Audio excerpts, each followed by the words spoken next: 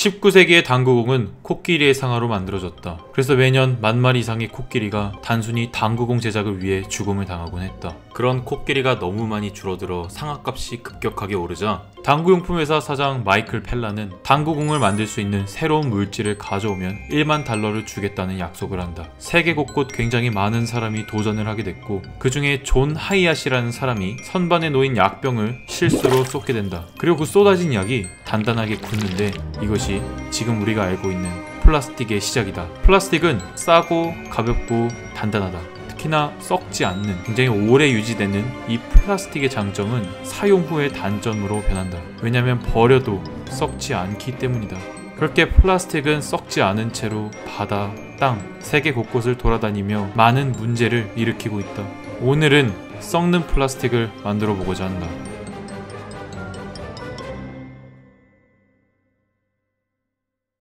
자, 그럼 바로 플라스틱 만드는 법 알려드리도록 하겠습니다. 먼저 냄비에 물을 넣습니다. 그리고 불을 켜줍니다. 물이 끓으면은 이렇게 라면을 넣어줘요. 다시마는 필수겠죠. 후레이크랑 스프를 넣어준 다음에 이렇게 휘저어줍니다. 자, 그러면은 라면이 완성됐습니다. 먹어볼게요.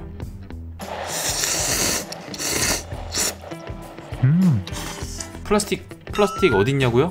바로 여기 있습니다. 사실 라면 봉투도 플라스틱의 사실 라면 봉투도 플라스틱의 일종입니다.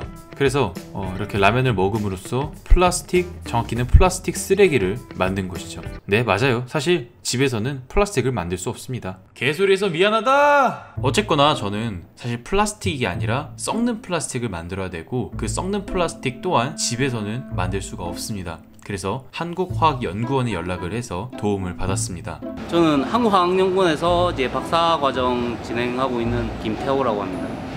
이분은 사실 지렁이 아티스트입니다. 장난이고요. 저건 화학식입니다. 오늘 제가 만들 썩는 플라스틱은 PBS라는 물질인데 어떻게 합성하는 건지 설명해 주시는 겁니다. 저도 여러분께 간단하게 말씀드리겠습니다. 이 식은 썩는 플라스틱 PBS를 만드는 화학식입니다.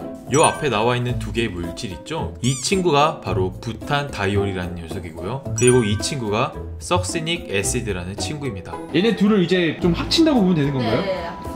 여기서 보시면 물이 나옵니다. 이 물을 제거하지 않으면 정반응, 역반응 계속 일어나면서 온전하게 플라스틱이 생성되지 않는 것이죠. 그래서 중요한 게 뭐냐? 바로 생성되는 물을 없애주는 겁니다. 자, 여기까지가 이제 전반적인 화학식이고, 이제 실험을 본격적으로 시작해 보도록 하겠습니다.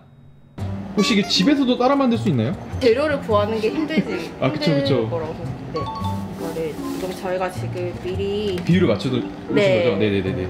재료를 진짜 화학자 같다.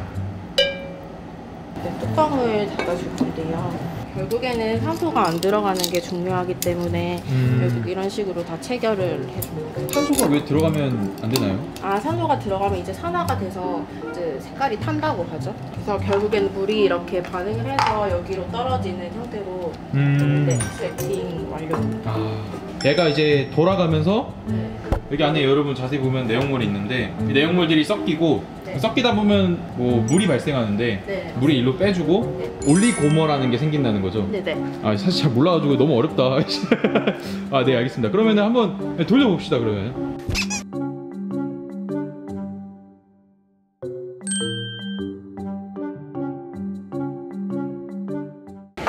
뜨겁기 때문에 굉장히 조심을 해야 되고요. 여기다 이제 붓겠습니다. 여기 끝부분이 여러분 조금씩 붙고 있습니다. 끝부분이. 오, 굳었다. 우와. 만져봐도 될까요? 조금 뜨거워요. 아, 그래요? 네, 여러분 이렇게 PBS를 합성을 시켰습니다. 근데 이게 아직 끝이 아니에요. 여기서 이제 좀 더 고분자를 만들기 위해서 두 번째 과정이 필요한데, 보시면은 되게 잘 부서져요.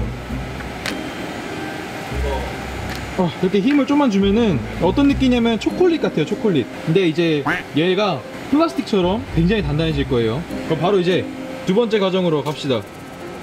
자, 방금 물을 빼냈잖아요. 그럼에도 불구하고 여기에는 아직 물이 좀 남아 있습니다. 그래서 완벽하게 남아있는 물을 전부 없애주기 위한 작업이 바로 이 다음 스텝입니다. 그냥 간단히 얘기하자면 방금 만든 이 녀석들을 진공 상태에 둡니다. 그렇게 되면 물의 끄는 점이 낮아지겠죠. 그렇게 남아있는 모든 물이 기화가 되고 물을 없애는 겁니다. 그렇게 되면 좀 더 결합이 단단해지고 고분자가 만들어지는 것이죠. 자, 이제 끝났습니다. 플라스틱 완성입니다.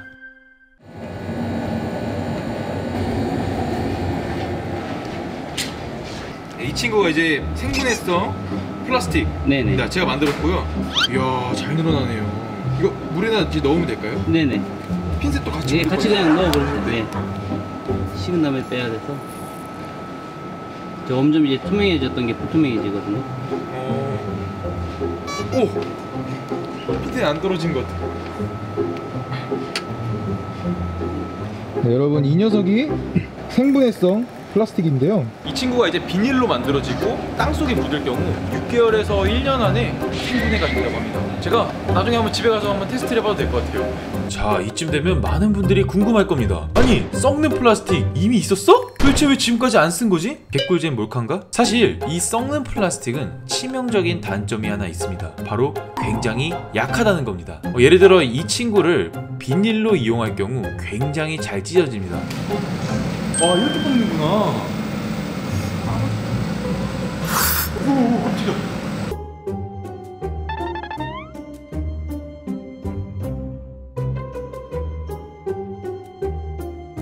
이게 비닐이군요. 조금만 이렇게 하면 찢어지네. 이렇게 하면 찢어지네. 이렇게 하면. 네. 보통 실험 끝나면은 기념으로 좀 가져가곤 하는데 이건 그렇게 가져가고 싶진 않아요.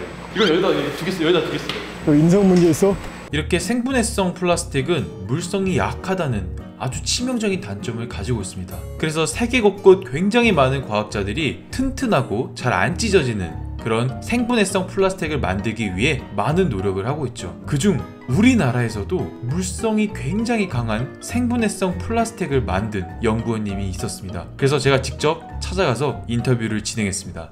옛날 초가집을 지을 때 보통 진흙을 이렇게 만들어서 빚었지 않습니까? 네. 벽에다. 근데 그냥 진흙만 붙이면은 쉽게 집이 무너져요. 그래서 그거를 예전에 선조들은 어떻게 그걸 보강을 했냐면 볏짚을 진흙과 으깨서 그거를 발라서 단단하게 만들었습니다. 이제 그런 원리를 저희가 이제 과학적으로 다시 이제 적용을 시켜보면 우리가 사용한 나노셀룰로스 크리스탈이라는 소재가 있는데 그 소재를 저희가 만든 생분해성 바이오 플라스틱에 굉장히 뭐 골고루 분산을 시킨 겁니다. 그러니까는 볏짚이 아까 단단하게 되는 보강제 역할을 나노셀룰로스가 이제 해주는 건데 네, 굉장히 쉽게 얘기하자면 그냥 기존 생분해성 플라스틱에다가 뭔가를 추가해가지고 업그레이드를 시켰다 라고 보시면 됩니다. 그래서 제가 한번 바로 비교를 해봤습니다.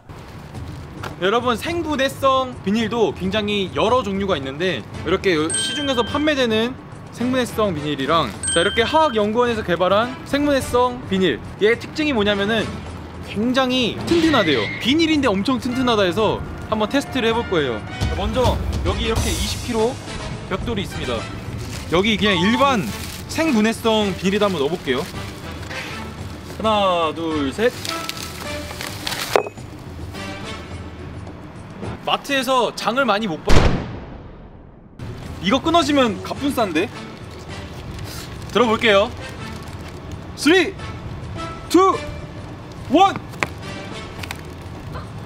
오! 끊어질 것 같긴 한데 확실히 튼튼해요. 확실히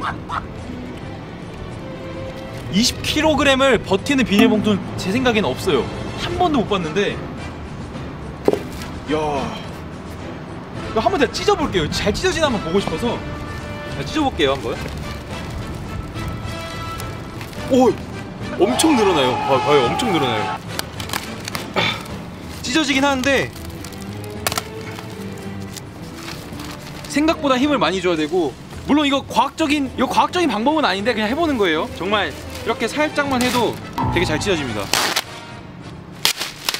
이거 뭐 말 다 했죠. 튼튼하지. 1년 안에 분해돼서 사라지지.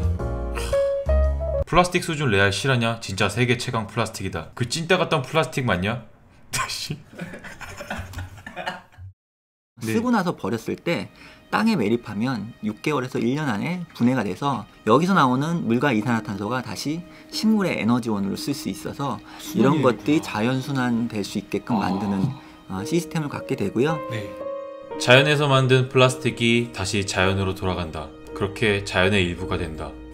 정말 이게 가능하다면 플라스틱으로 인해 고통받는 동물들도 식물들도 그리고 우리들도 없을 것입니다. 이제부터 플라스틱 사용량을 줄이자! 라는 말은 어쩌면 내일부터 공부하자! 라는 말처럼 허무맹랑한 소리일 수도 있습니다. 차라리 얼른 이 썩는 플라스틱이 상용화가 돼서 많은 사람들이 사용했으면 좋겠습니다. 시청해주셔서 감사합니다. 이 영상은 화학연과의 협업으로 제작되었습니다.